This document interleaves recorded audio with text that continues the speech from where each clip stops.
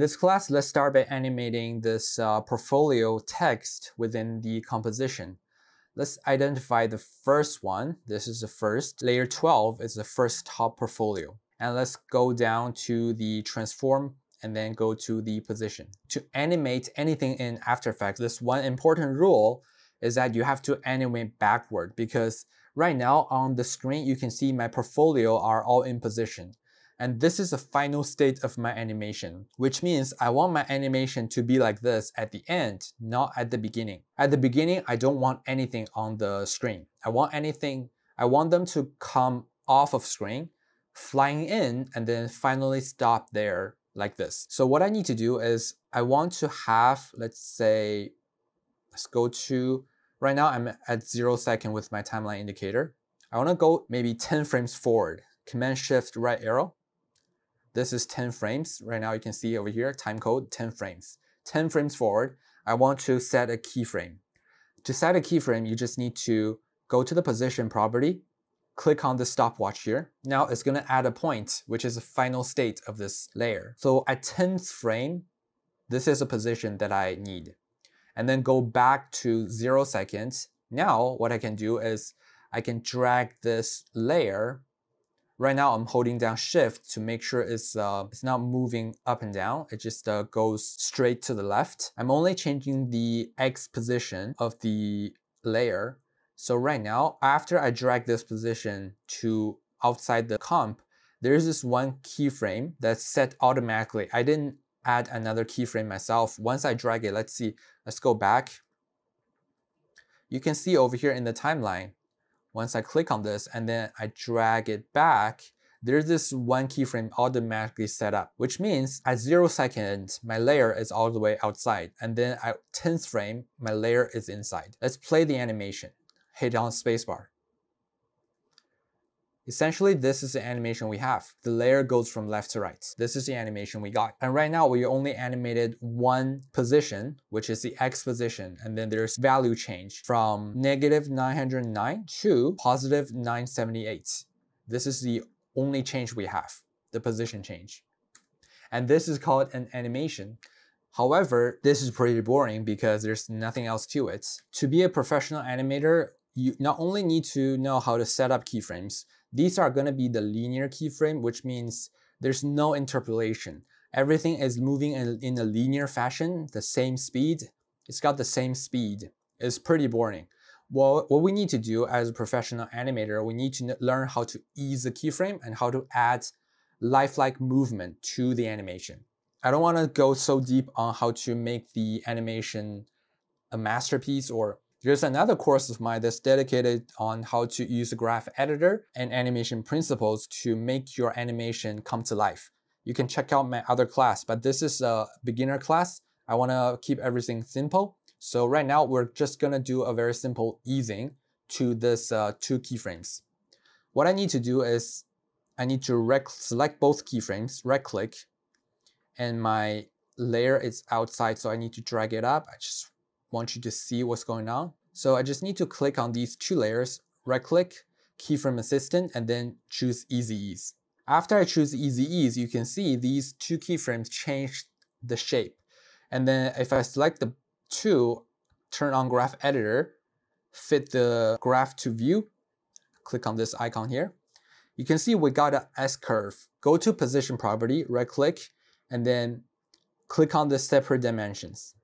Now I have the X position and Y position separated. Y position is vertical axis up and down, and then X position is horizontal axis left and right. Right now we only have value on the left and right. We don't have any value change up and down, so I can turn off this Y position. Just click on the stopwatch, turn off the Y position, go to X position. Now what we can do is we can add a bit of easing to it, drag this curve, make it a S curve. So what that does is, let's see the animation. You can see there's a bit more easing to it, and the animation goes from slowly starting and then faster, and then when it stops, it slowly stops. there's a speed change to the animation we had before. This way you can add a bit more energy to your whole animation. Another thing we can do right now is, let's go back to the timeline here. Since I already have this last keyframe set at 10th frame, I can drag this key point to 1, 2, 3, 4 frames forward, and then add another keyframe here. I want this animation to overshoot a little bit, meaning when it reaches the end, it goes over and then comes back again. You can see this is my animation start from left to right, and then it goes all the way over too much to the right and then comes back to the left. If I select the 3 keyframes, go to the graph editor, this is a graph we got. So all we need to do, add a little bit of overshoot. Okay, that's about it. Only 3 keyframes. Let's see what the animation is looking like right now. See that? There is this overshoot that goes too much to the right and then it recoils back to the left. Once you add that, it's gonna give your animation more energy and more life. So that's the feeling I'm trying to make, and this is my first animation. That's the animation on the position. After I have this position animation, all I need to do is copy the 3 keyframes, Command C, and then go to the last one. Make sure your timeline indicator is all the way at 0 seconds. And I can pull up the position property, click on the arrow, click on the transform. One important thing is when we paste in the keyframe, we need to make sure we separate the dimension of the position property. Let's go to the position property and then right click, separate dimension. Make sure we have the Y position and X position separated. And now I'm only copying the X position. Double click on the X position, Command C, and then go to this layer, Command V. Now I have the X position value copied to this new layer, but the Y position stayed the same. If I play the animation, you can see these 2 layers are coming in at the same time. And it bounces a little bit at the end when it settles. That's pretty good. And the last thing I want to do is to work on this middle layer here. The short key for position animation is if you hit P on the keyboard, it's going to show you the position property right away. If you hit T on the keyboard, it's going to show you opacity, which stands for transparency. And then if you put S, it's going to be scale. And then if you put R, it's going to be rotation. These are very simple to understand. It's just the first letter of that word, of that property. So I want to hit P on the keyboard, bring up position, and then right click, separate dimensions. Now, I don't want this line to go from left to right anymore. I want this line to reverse, to coming in from the right. One way I can do it is to copy. Make sure I double click on the X position, and then Command C, copy the keyframes, go to this X position value of this, this layer, Command V.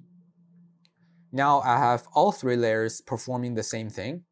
However, I want to change the animation of this second layer to be going from right to left. All I need to do is I need to change the starting point of this animation all the way to the right. I need to drag from 0 second, I want it to come in from the right. And then when it recoils, when it overshoots, I want it to overshoot on the left a little bit. And then when it settles, it's going to settle in the middle position. Let's see what the animation looks like. Let's see the graph editor. Go to the graph editor, hit on this. Yeah, so that graph is similar to what we have.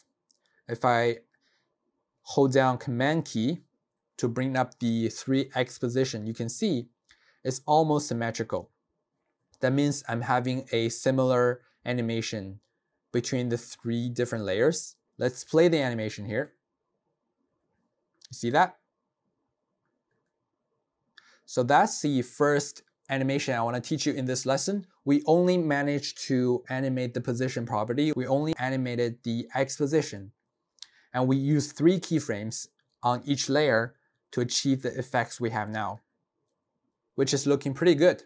And that's it for this class. In the next class, I'm going to show you how to animate opacity in these 3 layers.